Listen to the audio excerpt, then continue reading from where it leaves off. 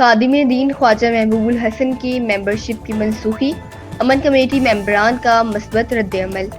احمد پور شرقیہ مقامی مذہبی و سماجی حلقوں میں اس وقت ایک اہم معاملہ زیر بحث ہے، جہاں خادم دین خواجہ محبوب الحسن کی امن کمیٹی کی ممبرشپ کو مبینہ طور پر بلا وجہ منسوخ کیے جانے پر مختلف آراء سامنے آ رہی ہیں۔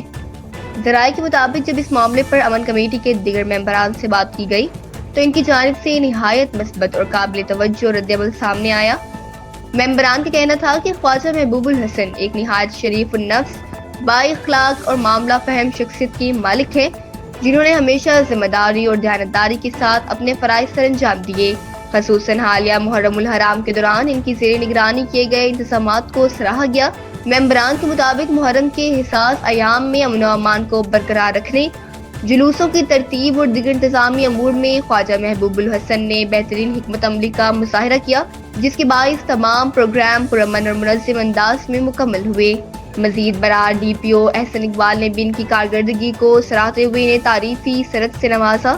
اس موقع پر معزز علماء کرام، جن میں علامہ عبدالعزیز خان فیضی، سرپرست جماعت اہل سنت محمد اشفاق سلفی ڈھلو، ناظم مرکزی جمعیت اہل حدیث ضلع بہاولپور اور ممبر امن کمیٹی اور محمد احمد جلندری شامل ہیں، نے بھی خواجہ محبوب الحسن کی خدمات اور کردار کو سراہا اور انہیں ایک ذمہ دار، مخلص اور قابل اعتماد شخصیت قرار دیا۔ ان کا کہنا تھا کہ خواجہ محبوب الحسن جیسے افراد کسی بھی کمیٹی کے لیے ایک قیمتی اثاثہ ہوتے ہیں۔